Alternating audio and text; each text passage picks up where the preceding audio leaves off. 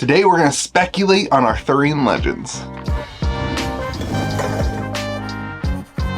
Well, what is up everyone? Welcome back to Kitchen Table TCG. It's been a while since we've done a sorcery video, but I hope you're having yourself a fantastic day. Today we're going to speculate on Arthurian legends, the next sorcery contested realm set to come out. Currently, we know literally nothing. Okay, that is where we stand. Zero information, zero facts in the world for Arthurian legends.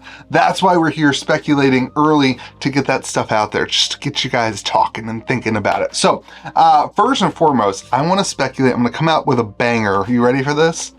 24 pack boxes. Whoa, what just happened? Okay, you still with me? Here we go. I want to talk about this because I think there are three things that really home run this to be a 24 pack box. Number one, we do know, based on some conversation with Simon and Eric in an interview, that this set, Arthurian Legends, has been highly curated for limited play. For those of you who just collect and just invest, hold on a second. Limited play is where you draft or you play sealed. And so they have constructed this set with the idea that they think the big success of it is going to be limited formats, that be drafting or playing sealed, 6-pack, whatever. And so in order to do that, what most other newer games have adopted is a 24-pack box. That is 8 players, 3 packs each, works perfect for a draft. And then you have other store support, prize support, store credit, whatever. It just works really well for 8 players to have 24 packs. Now, Magic has stuck to this like 36-pack play booster, draft booster thing, which from a store perspective feels a little awkward most of the time. You end up with some extra packs. A lot of times people will want to pull from a different pack, different set for prize support, or they'll just want store credit because they'll want a deck box or that kind of thing. And so from a store perspective, you often end up with extra draft packs. And then you're just like, what do we do with these? Like, what do we do with the extra packs? So a lot of these games are introducing 24-pack boxes to make draft highly efficient for stores so that there's no wasted profit or amount of money that comes from losing the box and now just having some loose packs. So that's the number one thing. 24 packs also, though, reduces the price for you as a consumer. So instead of having MSRP of $150, you can now reduce MSRP to like the 100, 110, something like that. I don't know exactly how the math works. And it makes it easier, a lower cost of entry for a consumer to pick up one of these new indie TCGs, which across the board is a pretty big win. If you can reduce the costs, one of the things I always say is that the beta pre-con deck set, the 4-deck set, is such a great deal. It's a great entry level for a consumer. $40, you get 4 decks and a booster pack. It's a great thing.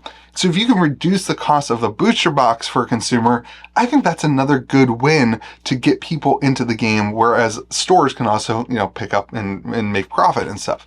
So I think that's a huge thing that would also work with the 24-pack box. But here is the kicker. This is the biggest thing that I think leans to a smaller box, which then would be 24-pack box.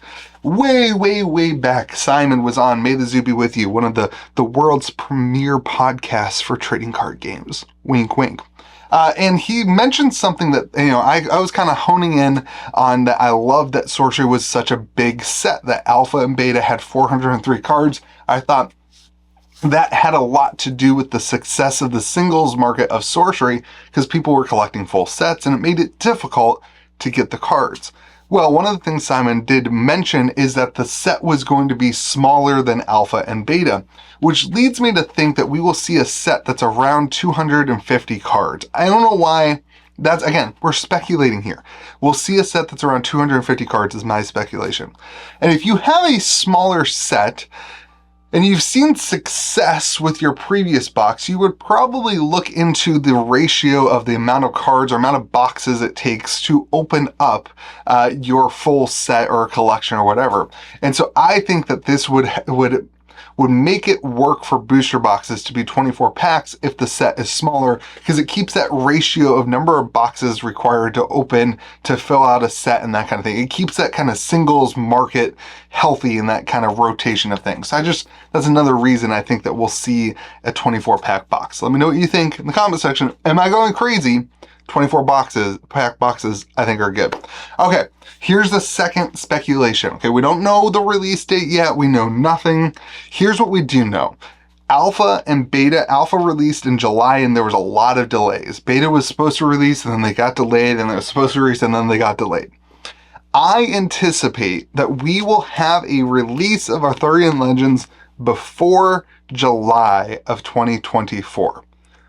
In Sorcery, it's important that you put dates to things like years because you never know what's going to happen, right? So I speculate that we're going to get this set before July of 2024. Now, why? Well, I think Sorcery and their whole kind of holistic one-year approach and one-year release cycle envisions that Alpha was the main release of, the whole thing. In other words, the game released then, and that was like the full-on release.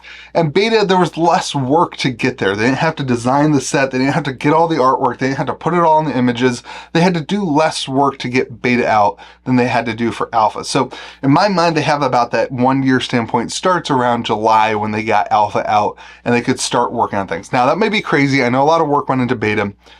But also, it just kind of fits this kind of thought process of when things are coming out year to year based on Alpha. Now, I don't think that Sorcery will give us any dates until they are 100% sure of release day. And I almost want them to not even talk about it until they have product in the United States at their distribution hubs and then announce it.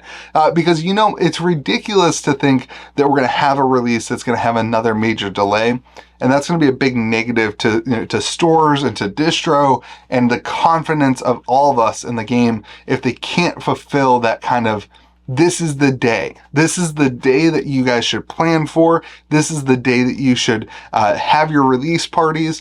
It's a big thing for stores to organize all these events and to get people in the door and to promote and to make, all the graphics and all the things required to highlight a new release.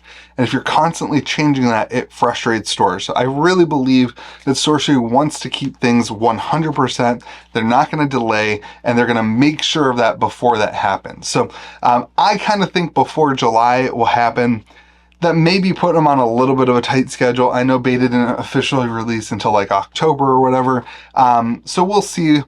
It could be just me wishful thinking and speculation. But before July release. Okay, here's the last thing. I'm going to get into it. I'm going to give you 4 avatars that I think are going to be in Arthurian Legends. We're going all the way down. We're changing the boxes. I'm telling you when it's going to be released, and now I'm speculating on the cards and the set, what is happening here at Kitchen Table TCG. All right, first off, Arthurian Legends. Your brain goes to naturally, what? King Arthur being an avatar. I don't think we're going to see King Arthur be an avatar. I think we'll see King Arthur as like a unique card. That makes sense, right? He's a knight. I think we'll see the whole kind of army or whatever, the knights of the round table. I think we'll see the whole circle of them in as like unique cards as minions, right? Like as mortals with swords or whatever. I think that we're going to see the avatars be, this is kind of weird. It's kind of a weird thing when you think of like spellcasters or whatever. I think we're going to see the avatars be the spellcasters in Arthurian Legends. So I've got a couple names. Now, I'm no Arthurian Legend fan. Like, I'm not like, that's not my life. I don't know much about it. We may do some videos specifically on some of these characters if we do get character cards of them. But they're pretty cool. There's some cool, obviously, Merlin, who's like the mage of mages, right? Like, it's like, he is like what you think of when you think of the blue hat and mage or whatever. So I think Merlin makes sense to be an avatar, and we have seen some artwork that has been spoiled from another artist who is going to be a sorcery artist. Or already is, I don't know. So we're definitely potentially going to see Merlin. I think it makes sense. But then there's a couple ones. There's Nimue, Nimue, who is a mage who actually kills spoiler alert, ready? Who actually kills Merlin in Arthurian legends. Okay, so I think that could be a good like enemy one. Maybe it's a darker kind of a fire avatar, right? You got to kind of find the themes of these things because it has to fit within the game of sorcery. And then there's Vivian, and Vivian is she's a mage that has an underwater kingdom. So you've got this kind of water theme with Vivian, and then Morgana, who can turn people into stone.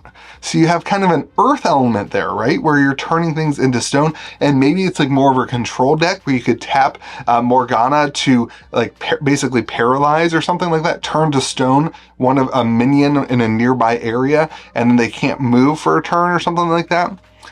So those 4, I think we'll see something from. And then the last one, and this was the hard one, is the Lady of the Lake. Lady of the Lake, the lore on that, you know, she's the one who gives King Arthur the sword and that kind of stuff. So there's definitely some, you know, maybe some enchantment type stuff you can do, maybe some artificing. She can create some artifacts or something. There's a lot of things that they can go with. That's my speculation on maybe what we get. I do think though, here's the kicker. I do think we're going to see 4 avatars, and I think that's going to be it.